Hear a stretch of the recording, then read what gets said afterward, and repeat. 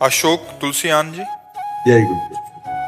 परम पूज्य गुरुदेव, आपके चरणों में कोटि कोटि प्रणाम। गुरुदेव, दुर्गा सप्तशती में लिखा है कि जो माँ दुर्गा जी को अपना सर्वस्व अर्पण कर दे उसको तो शरणागति मिलती है। माँ ने जितनी समझ, जितनी सामर्थ्य, जितनी शक्ति दी, मैंने अपना सर्वस्व अर्पण कर दिया। महाराज जी, कुछ तो कारण है कि इतना होने पर भी पूर्ण शरणागति नहीं हो रही। कृपया मेरे मन की इस दुविधा को। अभी आपने समर्पण किया, आपको याद है इसलिए आपने समर्पण नहीं किया। ये अहम स्मृति है ना, अहंकार विमूढ़ आत्मा करता हमिति मन्यते। मैंने ऐसा किया, क्या समर्पण किया? कुछ नहीं। आपको याद कहाँ है? जब आपको याद ना हो इस बात का, मेरा कुछ है तो माँ का है, तो आपका क्या बनना है? फिर आप भी तो माँ के हैं, तो आप भी माँ स्वरूप ही हो जाएंगे। देवी प्रपन्नार्थ हरे प्रसीद प्रसीद मातर जगतोखिलस्य प्रसीद विश्वेश्वरी पाहि विश्वम तुमीश्वरी देवी चरा चरस्य। तो तुम भी तो वही हो, मात्र शक्ति तुम में भी तो विराजमान है। वो शक्ति नहीं आई, वो चैतन्यता नहीं है, तो समर्पण नहीं हुआ ना। हम आज सत्संग में कह रहे थे, अगर ध्यान से सुना हो, कि बिजली का बोर्ड सही है, प्लग भी लगा हुआ है, स्विच भी सही है, बल्ब भी सही है, और ऑन करने से जला क्यों नहीं? बोले कनेक्शन सही नहीं है।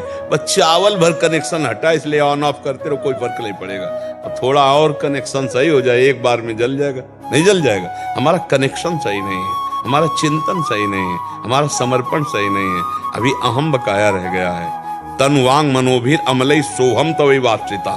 शरीर मन वाणी और अमलई निर्विकार भाव से मैं स्वयं प्रभु के चरणों में शरण, तो शरणागति पक्की। फिर निर्भय निसंकोच आनंद में आप बेपरवाह मस्त हो जाएंगे। वही, चाहे माँ को चाहे पिता को, वही है, वही है पिता।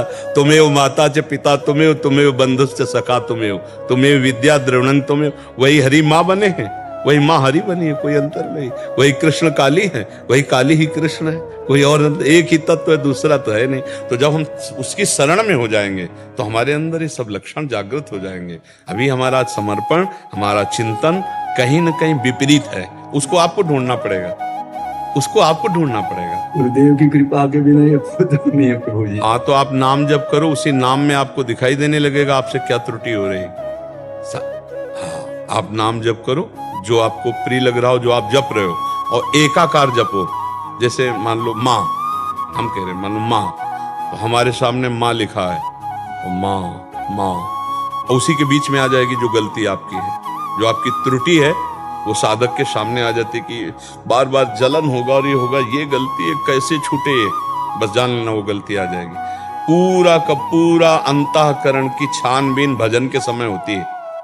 जब हम एकाग्रता पूर्वक भजन करते तो हमारी सबसे ज्यादा जितनी गंदगी होती जो, वही सामने आती, वही हमारे सामने आने लगे। एकदम ऐसा ही हो, क्योंकि अपने लोग चल रहे हैं, अपने लोग कोई प्रवचन थोड़ी कर रहे हैं, उसी मार्ग में चल रहे हैं, तो उसको देखा है। उसी कमियों को हम क्रमशः दूर करते हैं, धीरे धीरे एक एक बात पकड़ी, आज ये छोड़ा, फिर ये छोड़ा, फिर ये छोड़ा, और धीरे धीरे निरपेक्ष होते चले जा रहे हैं। नया संस्कार न बनने पावे, पुराने संस्कार निकल रहे हैं, और भजन हमारा एक तार चलेगा, तब ये पकड़ आएगी। ऐसे मनोरंजन वाला भजन नहीं काम करता है। इसमें काम करता है एक तार भजन, तन्मयता पूर्वक देख भी रहे हैं, वही सुन रहे हैं, वही हम अंदर से जप रहे हैं। फिर उस समय सारी कमियां आ जाएंगी। आप में जो जो कमी है वो उस समय दिखाई देने लगेगी। ये कमी है, ये कमी है, ये कमी है। बस उन कमियों को अपने दिमाग में नोट करो और धीरे धीरे हटाओ, तो आप शरण में माँ के होते चले जाओगे। माँ को पुत्रो जायते कुचिदपि कुमाता न भवति। उन्होंने तो प्यार ही किया है। हमारी तरफ से जो कमी है उसको हम माँ के ज्ञान बल से, बुद्धि बल से दूर करते हैं, और माँ के करुणा में चरणों का आश्रय लेकर के माँ स्वरूप हो जाते हैं। चिद चिद लक्षणम, चेतन अचेतन वही तत्व है, उसी में लीन हो गए, तब हो गया। माँ में इतना चिंतन करे कि अपना स्वरूप माँमय हो जाए, तभी माना जाएगा कि आप माँ के पूर्ण शरणागत हो गए। नहीं, हाँ, ये ढांचा केवल है, अंदर मंदिर में माँ ही बैठी है। माँ ने इतना तो ज्ञान करा भी दिया है, अनुभव में नहीं आया। बस अनुभव बिना ज्ञान। जैसे मान लो हम कहा कि खीर बनाने की पूरी प्रक्रिया पता है, पर कभी बना के नहीं खाया, तो अधूरा है ना प्रक्रिया। एक बार चक बना करके खाए तो ये बात अनुभव में आ जाए, तभी अनुभव गम में भजे जय संता। ज्ञान तो बहुत लोगों को है, लेकिन उसका अनुभव कहाँ है? अनुभव हो जाए तो जीवन मुक्त हो जाए। आनंदमय हो जाए। ठीक है। महर्षि, जैसे हमें प्यारी जी श्री जी राधा रानी से प्रेम है और उनके भक्तजनों को उन पे पूरा दृढ़ विश्वास है और वो प्रेम भी करती हैं हमसे, तो वैसे ही जो माँ के भी बहुत सारे भक्त हैं, तो माँ भी वैसा ही प्रेम दुलार वैसा आप सच्ची मानिएगा कि माँ को जो नहीं भजते उनको भी माँ दुलार कर रहे हैं, फिर जो माँ को भज रहे उनको दुलार कैसे ले करेंगे? देखो ना, पूरी सृष्टि का पालन पोषण माँ के द्वारा ही तो हो रहा है। आद्या शक्ति त्रिगुणमयी माया माँ भगवती अम्बा ही तो पूरे जगत का पालन पोषण कर रही है। हरि की शक्ति से तो सब हो रहा है, तो शक्ति स्वरूपा यही तो है माँ, यही तो जगदम्बा है। तो हमें लगता है यदि हम प्यार से भजन करेंगे तो निश्चित यही सब हैं। आपसे सच्ची कहते हैं, आप सीता कहो, राधा कहो, दुर्गा कहो, काली कहो, अम्बा कहो, वो महाशक्ति है, वही सब परम तत्व है। 10-20 तत्व नहीं है, एक ही है। लीला में अलग अलग लीला है। कहीं माँ का शांत रूप है, गौरी शांत रूप, कहीं विकराल चामुंडा भद्रकाली विकराल, कहीं विकराल कहीं शांत, उन्हीं के सब रूप है। हम अगर प्यार से माँ को भजेंगे तो भगवत प्राप्ति भी हो जाएगी, ब्रह्म बोध भी हो जाएगा, जो चाहोगे वो हो जाएगा। पर इतना मानना है कि माँ से बढ़कर कोई नहीं है, बस ये अंदर मान कर के भजन करे तो उसको सब कुछ प्राप्त हो जाएगा। जैसे रामकृष्ण परमहंस जी को कौन सा तत्व बोध नहीं, कौन सा ज्ञान नहीं, और भद्रकाली माता के उपासक थे, सब कुछ ज्ञान प्राप्त है उनको, सारा ज्ञान उनको प्राप्त हो गया। तो मतलब अपनी उपासना में हमें जो दृढ़ रहना, उसमें दृढ़ रहना। उपासक को ये मानना होगा कि जिसकी हम उपासना करते हैं उससे बढ़कर कोई नहीं है। जब ये मानेगा तभी उसकी आसक्ति उस पर होगी, वो चाहे जो उपासना। जैसे हम राधा चरणों के उपासक हैं तो इसके आगे कुछ नहीं, आप माँ के उपासक तो माँ के आगे कुछ नहीं, राम उपासक राम के आगे कुछ नहीं, शिव उपासक शिव के आगे कुछ नहीं। तभी समझ में आएगा, क्योंकि उनके सिवा कोई है नहीं। तभी आपकी आसक्ति होगी, तभी आप तन्मय होंगे। और जहां दूसरा प्रतीत हुआ तो फिर वो भाव नहीं बन पाएगा, जो भाव मोक्ष प्रदान करने वाला है या प्रेम प्रदान करने वाला। प्रेम गली अति सांकरी तामे दो ना समाए, एक ही होकर जाना होगा, एक भाव से। केवल माँ की स्तुति करो, बस एक कोई पकड़ के उसे, बस उनके सिवा कोई है ही नहीं।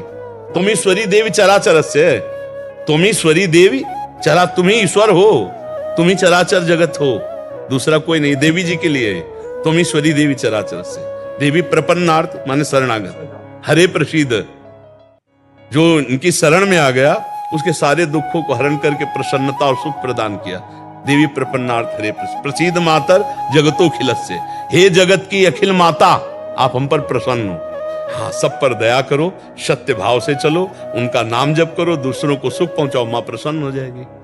माँ ने ज्ञान कराया, एक को ब्रह्म द्वितीय नास्ति, सब में मैं ही हूँ। जब ये ज्ञान उसने कराया तो ये दर्शन भी वही देगी। इसके लिए हमको निरंतर उसका चिंतन करना है, ऐसा नहीं कि आलसी बनकर बैठ जाना है। अनन्य चिंतयन्तो माँ, दिन रात ये बात कि माँ एक बार अपने चरण में बैठा ले, एक बार अपनी ज्योति से आप ज्ञान करा दो कि आप क्या चाहती हो, जो साधना आप चाहो मैं वैसा ही करूं। जिस दिन विकलता आ जाएगी उस दिन कहना नहीं पड़ेगा ये भी बात जान लो, माँ ज्ञानी नहीं, या देवी सर्वभूतेषु बुद्धि रूपेण तुम्हारे अंदर, तुम्हारी बुद्धि में ही वो बैठी हुई है। बुद्धि में प्रकाश नहीं हो रहा जी, लेकिन इस जवान को रगड़ो, माँ माँ, दुर्गा दुर्गा दुर्गा, राधा राधा राधा राधा, रगड़ो, तभी हम कह रहे जवान को रगड़ो। अभी मलिनता नष्ट हो जाएगी, तेज प्रकट हो जाएगा। बिना भजन के कहने मात्र से बात नहीं बोलेगी, भजन करना पड़ेगा। बारी मथे घृत होए बरु सिकता ते बरु तेल, और बिनु हरि भजन न भवतरी या सिद्धांत। चाहे माँ को चाहे हरि को बातें कही है।